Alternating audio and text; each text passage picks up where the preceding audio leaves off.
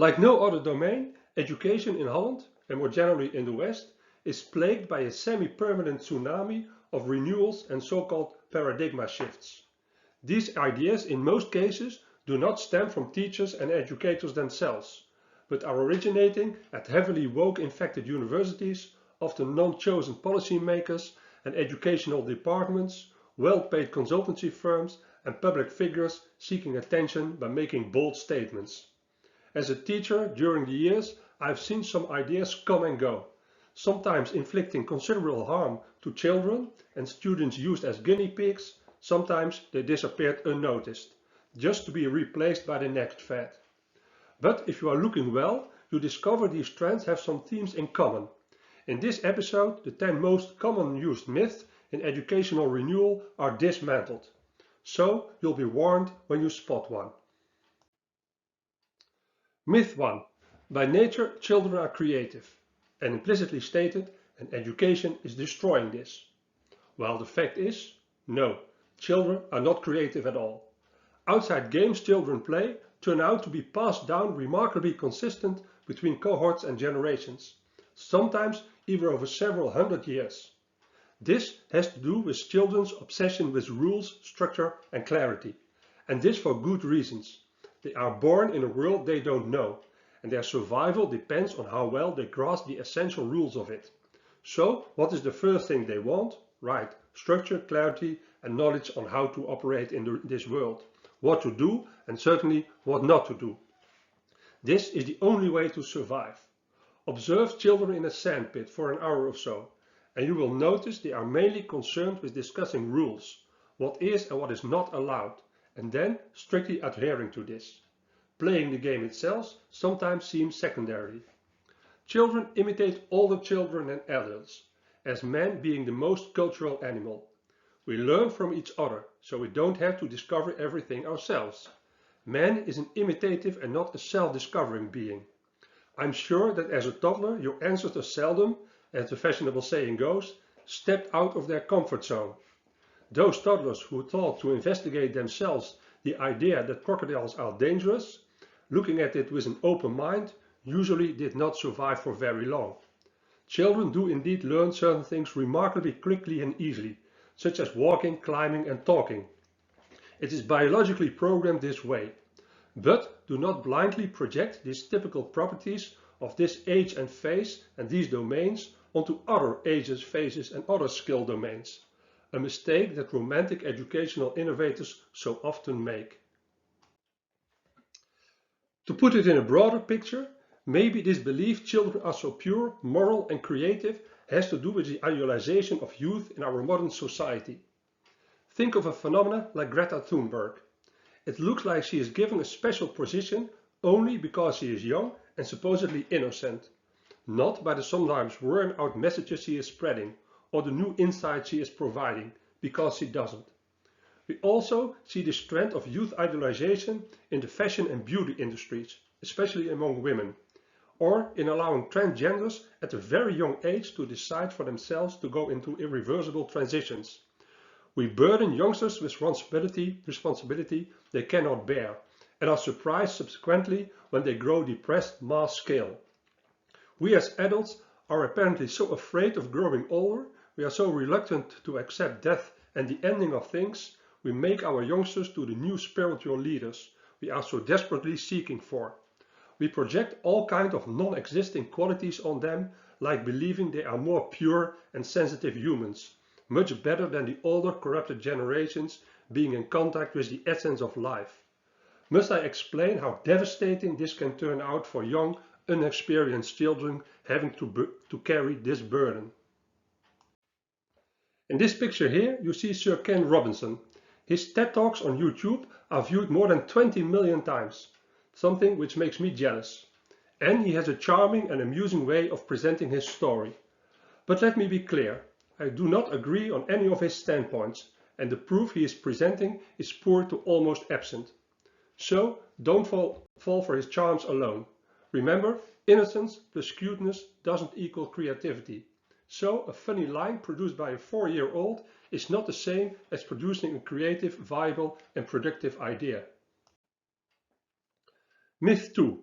Creativity is all important. Without it, students and society will fail. The fact is, mostly not. We should take those so-called 21st century skills with a large pinch of salt. If we look at the achievements of creative and high-performing people, it is striking that their achievements are always based on a thorough knowledge of the work of their predecessors. Chess grandmasters have studied hundreds of games of previous chess grandmasters. Successful novelists usually have a bookcase full of literary works that has inspired them. During their training, musicians endlessly play the pieces of great composers, and painters begin by copying the work of previous masters. Only after climbing on the shoulders of giants can something as creativity arise. As university teachers, we have to train students to become professionals who can thoroughly understand a problem, and acknowledging these are usually more complex than it looks at first sight, and are familiar with many potential solutions and can choose the right one and apply this. Creativity is absent in this story. It is instead all about expertise and being well aware of the analysis, successes and failures of many hundreds of previous and actual colleagues. Only this way complex problems can be solved. Furthermore, as I explained in one of the first videos on this series, the one on innovation, the big steps forwards in humankind are never made by individual endeavors. Charles Darwin, for example, didn't invent evolution theory. He just invented 10% of it. All the other pieces were constructed by many great men before him, and Darwin was quite open on this. He was always quite candid on the great thinkers from which he borrowed his ideas. And he could do so because he knew about their ideas. So, instead of trying to enhance creativity on students, which in itself is almost impossible, it's better to provide them with lots of hands-on knowledge, analytical skills, the professional attitude to investigate many different solutions before picking the one, and most importantly, to inhibit their impulsive tendency to overestimate the quality of their own ideas. Myth number 3. Employers are looking for creative, entrepreneurial and autonomous employees. Fact is, intelligence, conscientiousness and conformity have always been the most important selection criteria, and there is nothing to indicate that this is changing or is going to change in the near future. Every teacher should read Brian Kaplan's book, The Case Against Education, a sobering experience. One by one, Kaplan undermines the hypes that we love to tell each other in the educational world. Research shows time and time again that the actual choices of recruiters are really only about the Holy Trinity: intelligence, conscientiousness and conformity. It doesn't matter that much which line of education you followed. If you are able to complete it, you have shown that you are sufficiently intelligent, that you can work carefully, disciplined and tenacious for a long time, and that you are willing to do pointless things just because a teacher asks you to. Exactly the same is expected in 98% of the positions in companies and institutions. Only a fraction of the people are the real innovators, and they seldom become so by formal training. The rest of us is only applying their brilliant ideas. And the division of labor and specialization in tasks is still increasing. So does this sobering effect. Our societies grow smarter, but it seems hardly any problem if the majority of people grow dumber. Myth number 4. All relevant knowledge is just 2 clicks away on the internet.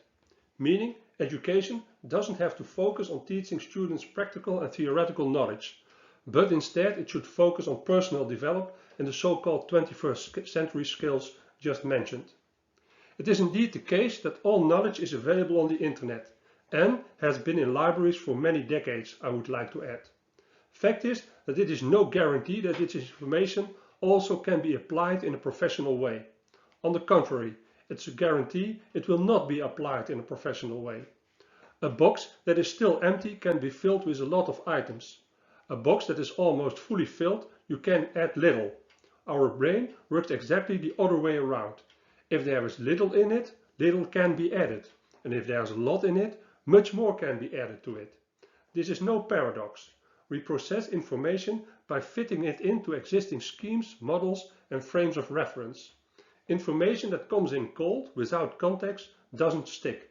Rightly, there's a strong aversion among students against being offered pointless facts that they have to be reproduced at an exam and are immediately afterwards forgotten. Theory and factual knowledge that is taught in the right way, however, is relevant and can easily be integrated with the things the student already knows and what he considers relevant and important. The teacher is leading in this, and in addition to the how, he must always be able to explain the why of information presented. Education is not filling empty boxes. It's about providing meaning to young people wanting to grow into highly valued professionals. Myth number 5. Students are well capable of assessing what they should learn next. They can determine their own goals and the needed curriculum. Well, fact is, students don't know what they don't know, and they do not know what they need to know and when gathering information is sufficient to tackle a problem. They don't know when it's enough or when it's not enough. So don't expect students to set their own goals, especially not in the onset of entering a new field of expertise. A naive idea from many fancy educational ideologies is that when a student encounters a barrier in a project, he stops, analyzes what went wrong and what he doesn't know to proceed, looks for the necessary information, applies this, or trains himself to do so, and only then moves on. Well, it doesn't work that way, not at least for me, and I have the feeling I'm not the only one. If humanity functioned according to these principles, there would be hardly any problems left. But alas, it doesn't work that way. Fact is that people muddle through, applying the wrong approaches. They mentally block, blame others for their misery, sink into passivity, or let the suffering helplessly come down on them. Of course, a teacher can point out potential problems to the student and instruct him how to recognize, investigate and solve this. But I think this is just called fine education, something most dedicated educators are already doing for decades. Having said this, I'm sure an ardent proponent of more play and passion in education. Give students time, let's say 1 day a week, to explore subjects outside of the official curriculum. Let them have a go at subjects they are really interested in or have a passion for, even if it's totally unrelated to the curriculum. Just like companies that gave employees a month free time to work on any project of their heart desires, and this led to sometimes remarkable results, so students should have time besides their scheduled courses for free play. But again, this doesn't mean all time at school should be spent in this way, as some romantic fact-free educational reformers are sometimes proposing. Myth number 6. Future employers are the best sources of feedback for students. Sounds nice indeed. Modern educational reformers want pupils to have close contact with the real world, that is, the context they are going to encounter in the future. In itself, I'm a strong proponent of this idea. It makes learning a lot more meaningful and enhances the chance of developing practical skills. But does this mean non-professional people are the best educators? And should they be the prime sources of feedback? No, not at all. Unfortunately, believing this is believing in a myth. The fact is that clients, future employers, or other outside professionals are not aware of the stage of development and the zone of proximal development of a given individual student. There is therefore a great danger that the assignments that are proposed are too simple, so that the student doesn't learn anything, or that they are too complex, so that the student doesn't learn anything either, and in addition is left behind heavily frustrated. And again, the teacher can, of course, take control in this process and select assignments that exactly match the need of the students. And here again, we just call that quality education, as we have always been delivering this. Myth number 7. Future employers can assess the quality of products delivered by students. This myth 7, closely related to myth number 6, too seems to at first glance to be another undeniable truth, as advocated by modern educational reformers, who sometimes seem to want to have practitioners take over the role of teachers. The fact is, however, that clients and future employers are not always able to do this. Much research has been done in psychology on so-called Barnum and placebo effects. A Barnum effect occurs in reporting on, for example, individual qualities measured with psychodiagnostic instruments. A report that consists of completely meaningless phrases like "you are usually quite sure of yourself, but sometimes you always doubt on your choices and decisions, so it may rain tomorrow or it may not rain," is experienced by clients as a unique and truthful document about their personalities and skills. The placebo effect has also plagued applied humanities for ages. Any solutions, no matter how bizarre, that is presented with sufficient authority will work. Sometimes only temporary, sometimes the suffering only comes after a long stretch of time, but the client is usually very satisfied immediately after the delivery. So here too, snake oil sellers miss the mark. Myth number 8. Educational reforms are based on solid science and hard facts. While the fact is, ideology is more important than empiricism. Most educational innovations lack scientific evidence and are usually based on naive and romantic ideas about child development and human nature. Alas to say, but the woke ideology has gotten itself a firm grip on faculties of education, instructional design, and unions of teaching professionals. Hobbes always is surpassed by Rousseau. Against all evidence, many educational innovators continue to believe in the universal goodness and self-managing capacities of man, particularly of children and of adolescents, based mainly on its feeling and less on its rationale. Hobbes saw culture as something necessary to tame people. Rousseau saw it as the force that corrupts our beautiful and free inborn nature. Believers in the innate goodness of humans usually also preach the constructionist way of knowledge creation, postmodern philosophy, anti-authoritarian education, personalized didactics, and self-discovering ways of learning. What is cited as scientific research usually concerns opinion polls among like-minded peers. That which is empirically substantiated has usually been applied for a long time in traditional forms of education. And by that I mean evolutionary rather than revolutionary developed concepts of education. Myth number 9. Entrance selection and objective assessments are not needed in higher education. While fact is, each new stage, every new level in education requires the selection and allocation of human talent. Not everyone can do anything. Intelligence and personality traits are partly determined by genes and are therefore not infinitely malleable, as is the popular opinion nowadays. A diploma is a mark of quality. It weighs heavily for employers and recruiters in hiring decisions. My fear is that this will become less and less the case in coming years. In my previous work as an assessment psychologist, it became clear to me diplomas are losing value as markers of intellectual and professional skills of a candidate. That is why ever more employers seek the help of professional assessment agencies to determine what a candidate really has to offer. Modern higher education is making itself irrelevant this way. And my fear is state-sponsored education will at some point be replaced by commercial providers of education.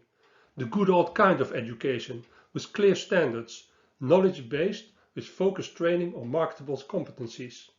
And what students will visit these commercial schools? Right, students with rich parents. State-sponsored schools are left with kids coming from less wealthy backgrounds. If this happens, the left is to blame. They destroyed proper education and made the very people they have to protect into victims of their silly policies. My advice is therefore, return to strict selection procedures at the entrance and measure quality and progress by clear standards and objective testing. And also get rid of the silly idea many European countries have adopted that 50% of their youngsters have to attend higher education. There is much more need for skilled blue-collar workers, mechanics, engineers, nurses, and skilled professionals. Too many young people now choose for an intellectual career well, they obviously miss the talents and motivation for this. They will drop out or in the end up in positions that will only make them very unhappy. So stop this foolishness. Myth number 10. People complaining about the feminization of education are only bitter, old-fashioned, privileged, grumpy white males like Henk Verhoeven. The fact is, boys and men are not doing well. Not in the Netherlands and not in the entire Western world. In the past, the man was the measure of all things. But now that seems to be completely the other way around. The backlog that women had has largely disappeared, and that's a positive development. Facts on the number of graduates from colleges and universities, salaries, but also health, suicide rates, school dropout, addiction, both being the perpetrator and victim of homicide, the composition of prison populations, accident rates, radicalization, mental health issues, and so on and so forth, boys and men are always on the losing side.